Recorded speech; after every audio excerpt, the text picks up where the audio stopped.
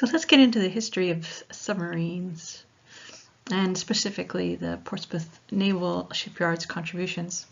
So as far as history of submarines in America, this can be traced back to the Revolutionary War and a submersible called a Turtle that was made to attach a bomb to the side of a British warship in New York Harbor.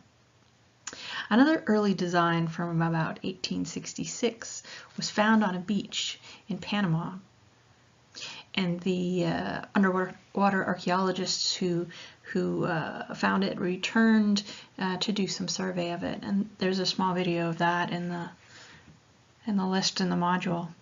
So by the early 1900s, the technology had advanced far enough to begin building them for World War I. Portsmouth Naval Yard began building submarines for the fleet in 1917. And this is a photo of one of the first ones launched, the first on their list anyway. It was the USS L1, and it was launched in April from the yard, and obviously there's a large crowd watching it go down the ways. So by 1939, the shipyard was well experienced with building submarines. Yet, as you read for today's reading, the new submarine named the Squalus flooded during its sea trials. And this accident caused the drowning of 26 men aboard, but a rescue crew was sent out, and a large majority of the men, or more than half, were rescued from about 240 feet down through a bubble contraption that they were removed from the submarine in. Again, part of why they decided to do a salvage of the ship was to bring it into the dry dock and do a thorough investigation, because the problem that they believed had occurred, they wanted to be sure that that's what it was, because it had happened for a couple of the subs they'd made before that. So they really wanted to alter the technology, make it work so this wouldn't be something that was encountered again in the future. So the Squalus was lifted, not without some problems. It was refitted, repaired, and renamed the Sailfish, and then sent out into the Pacific Theater for World War II. From World War I to the end of World War II, Portsmouth Naval Yard built over 100 submarines for the Navy. There are so many on the list that if you're interested in submarines at all, you could investigate any of these. The archives at UNH may even have some primary sources to look at if you're anywhere near campus. Otherwise, online for the Navy military history, you could probably find some more information on these.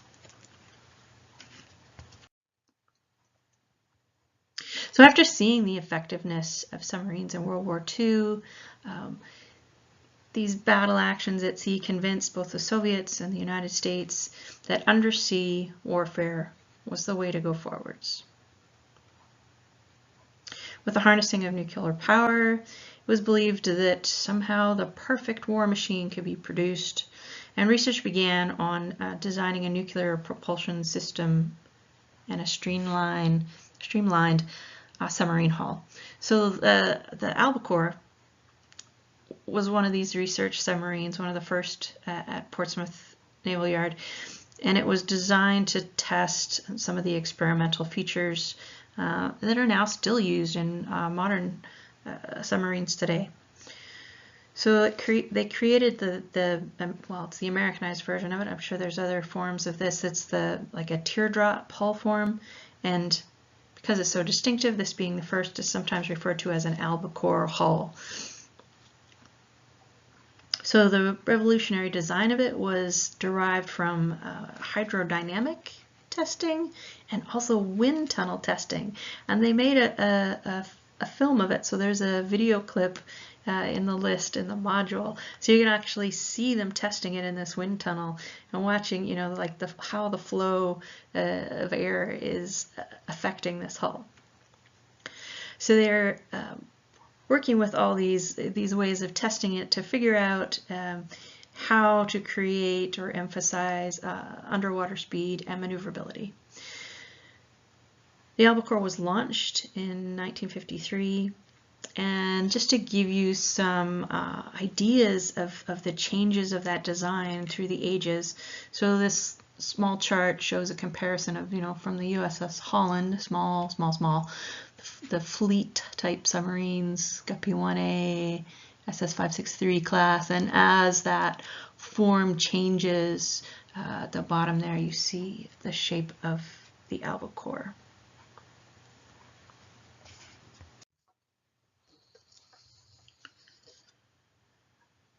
So just a few years later, Portsmouth Naval Yard launched its first nuclear submarine called the Swordfish.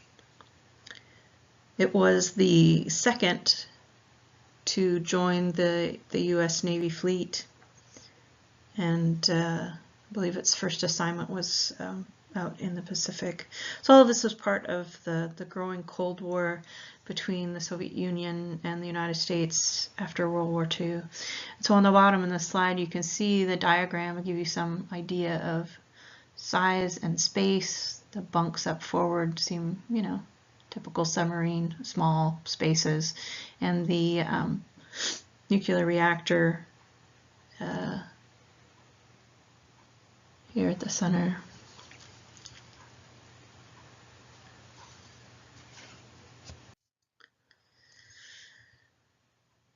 In 1989, the albacore was designated a National Historic Landmark due to her contributions to submarine design. In 2000, she was again honored with the designation of being a Historic Mechanical Engineering Landmark because of her unique designs. And then in May 2005, the submarine was inducted into the Submarine Hall of Fame for her contribution to submarine engineering and tactics. And there's the photo there on the right is the ship itself at its own museum in Portsmouth, New Hampshire. So just in conclusion, to wrap this up, Portsmouth Naval Yard has been here a really long time, starting out in 1800, and it's still building ships, and it's still using some of the buildings in which it built those first ships. And at the moment, their expertise is really in submarines. So today, as the Navy continues to build ships on the historic location, they've recently had a government accountability report done, and it basically states the yard needs substantial improvements to keep going on the repairs and overhauling of ships in the Navy. So few of the recommendations made in the report could actually move forward without taking into account historic preservation, as some of the buildings have been there for so long.